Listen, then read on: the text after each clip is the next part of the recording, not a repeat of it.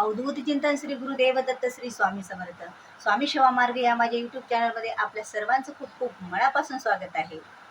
तर चला स्वामी भक्तांनो, तयारीला लागा, कारण माझ्या स्वामींची जयंती जवळ आलेली आहे. माझ्या स्वामींचा प्रगट दिन जवळ आलेला आहे. आपल्या सर्वांचे लाडके, आपल्या सर्वांचे आवडते, आपल्याला भक्तीमध्ये रंगवून टाकणारे आणि भक्तीद्वारे आपल्या सर्व इच्छा पूर्ण करणारे ते म्हणजे माझे स्वामी, ते म्हणजे आपले स्वामी. कारण माझे स्वामी, माझं असं काहीच म्हणू नये, पण माझे स्वामी म्हणायला म्हणजे आपोआपच ते असं निघतं की माझे स्वामी.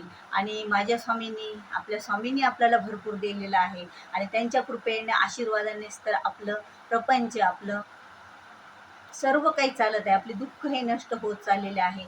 जरी काही दुःख असले तर स्वामी हे आपल्याला जशी उन्हात जशी सावली आहे त्या सावलीप्रमाणे आपलं संरक्षण करत असतात. तर स्वामी जयंतीला अशा विशेष सेवा काही आपण करायच्या असतात स्वामी जयंतीनिमित्त आपल्या स्वामीच्या. आता स्वामीचा प्रगट दिन आलेला आहे यावर्षी 10 एप्रिल 2024ला. आणि ही स्वामी जयंती जेवढ्या आनंदाने उत्साहात साजरी करूत ना, तेवढी स्वामींना खूप आवडणारी असते बघा. कारण स्वामीला स्वामी जयंती खूपच आवडत असते साजरी केलेली. का तर स्वामी, तर मुंबई शहरामध्ये पहिल्या प्रथम स्वामींची जयंती कुठे साजरी झाली? मुंबई शहरामध्ये फाल्गुन चतुर्दशीला.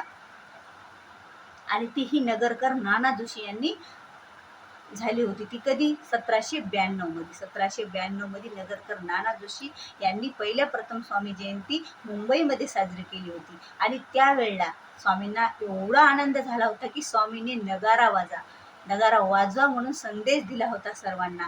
म्हणजे एवढा उत्साहात, आनंदात त्यावेळेला ही स्वामी जयंती साजरी झाली होती आणि स्वामींना ती खूप आवडलेली होती. तर स्वामी भक्तांनो, आपण जर या जयंतीनिमित्त एखादी स्वामींची सेवा करू. आता एखादी म्हणण्यापेक्षा सगळ्या स्वामींना आवडती, जे की स्वामींचा आत्मा आहे, जे की स्वामीपर्यंत पोहोचण्याचं साधन आहे. अक्षरशः स्वामीपर्यंत, स्वामीच्या हृदयापर्यंत, स्वामींच्या चरणापर्यंत आपण जेव्हा पोहोचतो तर हे आपल्या स्वामी चरित्र सारामृतद्वारा पोहोचत असतो. हे आपल्या स्वामींचं चरित्र आहे, हे स्वामींच्या लीलांचं वर्णन आहे. आणि या स्वामींच्या लीलांचं वर्णन हा ग्रंथ, ही पुस्तक आपण ज्या वेळेला वाचन करतो, पुस्तक म्हणण्यापेक्षा हा ग्रंथ म्हणायला मला खूप आवडेल. कारण या ग्रंथाद्वारेच तर आपल्याला ज्ञान प्राप्त होत असतं. म्हणजे ते अध्यात्माचं ज्ञान, भक्तीचं ज्ञान, श्रद्धेचं ज्ञान आणि स्वामीपर्यंत पोहोचण्याचं एकमेव साधन म्हणजेच स्वामींची ही सेवा खूप अशी प्रभावशाली आहे. आणि बघा, हे पुस्तक नाही म्हणायचं मला, मी तुमच्यासाठी वारंवार म्हणत आहे.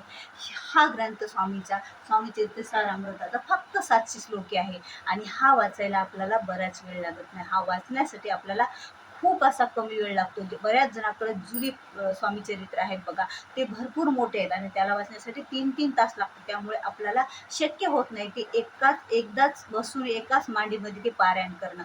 पण यावेळेला हे स्वामी चरित्राचं पारायण आपण करू शकतो. आणि महिलांना तुम्हाला सांगू का, आणि कोणीही जे स्वामींची सेवेकरी असतील त्यांनी हे पारायण 21 दिवस करायचं आहे. म्हणजे 21 दिवसाला मग कधी सुरुवात करायची आपल्याला? तर आपल्याला 21 मार्च ते 10 मार्च या काळामध्ये आपल्याला हे पारायण करायचं आहे. आणि हे ज्या वेळेला तुमची 21 पारायण होतील ना, त्यावेळेला तुमची कोणतीही मोठी इच्छा असू द्या ती पूर्ण होणार आहे. कारण स्वामी जयंती साजरी केलेली स्वामींना आवडते. मग स्वामी जयंतीतल्या, स्वामीच्या प्रगट दिनातल्या ज्या सेवा आपण करणार आहेत ते स्वामीला निश्चितच आवडणार आहेत. आणि स्वामी आपल्याला भरपूर असं काही देणार आहे. कारण स्वामीला जर एकदा नामस्मरण केलं किंवा आपण स्वामीकडे एक पाऊल जर पुढे टाकलं तर स्वामी हे आपल्याकडे 100 पावले चालत येत असतात. पण ते श्रद्धेतून, भक्तीतून आणि मनातून असायला पाहिजे शिवाय. आणि सर्वात महत्त्वाची गोष्ट, स्वामीवरचा विश्वास आपल्याला कधीही डगमगू द्यायचा नाही. हा जेव्हा ग्रंथ आपण वाचतो, जेव्हा स्वामी चरित्राचे पाठ करतो, त्यावेळेला आपल्याला डोळ्यासमोर फक्त स्वामी आणि आपण राहिले पाहिजे. त्यावेळेला कुठलाच विचार यायला नाही पाहिजे की आपल्या घरातलं काही चालू आहे, आपलं गॅस बंद आहे का, किंवा आपण आपल्या घरात कुणी आलं का, हे दार बंद केलं का, किंवा माझा मुलगा इकडे गेला असेल का, मुलगी तिकडे गेली असेल का, किंवा कोणताही जे आपल्या प्रपंचात जे काही आपल्याला अडचणी, बाधा होतात, त्यावेळेला फक्त तुमचे स्वामी आणि तुमच्या समोर स्वामी चरित्र असं आपल्याला ठेवायचं आणि स्वामीकडेच लक्ष राहू द्यायचं आणि वाचनातच मग्न व्हायचं. आता तुम्ही म्हणसाल आणि मी म्हणेल की वाचनात तर आम्ही मग्न असतो. अहो तुम्ही वाचनात मग्न असता, पण तुमचं मन कुठं कुठं भटकत असतं हे आपल्याला माहीत आहे का? त्यामुळे ह्या मनाला सुद्धा आपल्याला स्वामीचरणी लीन करायचं आहे. जेव्हा मन स्वामीचरणी लीन होतं ना, तेव्हा तुमचं वाचन हे सफल होते आणि त्यावेळेला स्वामी आपल्याला आपल्या मनातील इच्छा पूर्ण करतात आणि स्वामी हे खूप प्रसन्न राहतात. आणि जेव्हा एकदा स्वामी प्रसन्न राहिले ना, त्यावेळेला आपला असा कुठलाच प्रश्न नाही तो सुटल्याशिवाय राहणार नाही. बरं नाही कुणाला प्रश्न नसेल, कोणताही प्रश्न नसेल, पण तुमच्या जीवनातला आनंद हा द्विगुणित होत असतो. आपली जी परिस्थिती आहे त्याच्यापेक्षा आणखी सुधारणा होत असते. आणि स्वामीच्या लीलांचं वर्णन जेव्हा आपण वाचन करतो त्यावेळेला ते लीला आपल्या नजरेसमोर आणा तुम्ही. ज्यावेळेला तुम्ही त्या लीला नजरेसमोर आणसाल ना, त्यावेळेला बघा तुम्हाला किती आनंद झालेला असेल. आणि स्वामी चरित्र पाठ एकाच वेळेस करा. असं ठरवा की मला ही वेळ आहे, आजची ही वेळ आहे, उद्या ही वेळ आहे, असं नाही. एक वेळ ठरवा की या वेळेमध्ये मला कोणीही डिस्टर्ब करत नाही स्वामींच्या सेवेपासून. ती सर्व तुमच्या घरातले कामं आवरून महिलांनो किंवा पुरुष मंडळी किंवा कोणीही मुले मुली ज्या वेळेत तुम्हाला वेळ असेल त्या वेळेत तुम्ही या पारायणाला पहिल्या दिवशी ज्या वेळेत बसणार आहे त्या वेळेत 21 दिवस तुम्ही हे पारायण करा स्वामी चरित्राचं. त्यामुळे सुद्धा अधिक प्रभाव पडत असतात. आणि एकाच जागेवर पडा. मग आता तुम्हाला एकाच जागेवर बसून करा. आणि ज्या वेळेला तुम्हाला असं वाटत असेल की आम्हाला गावाला जायचं, शक्य तेवढं तो गावाला जाणं तुम्ही टाळा. शक्यच नसेल तुम्ही जाऊन वापस येणं शक्य नसेल तर त्या दिवशीचं राहिलेलं पारायण तुम्हाला 21 पारायण करायचे ना, तर त्या दिवशीचं राहिलेलं पारायण तुम्ही कोणताही एक दिवस ते पारायण 2 वेळा करा.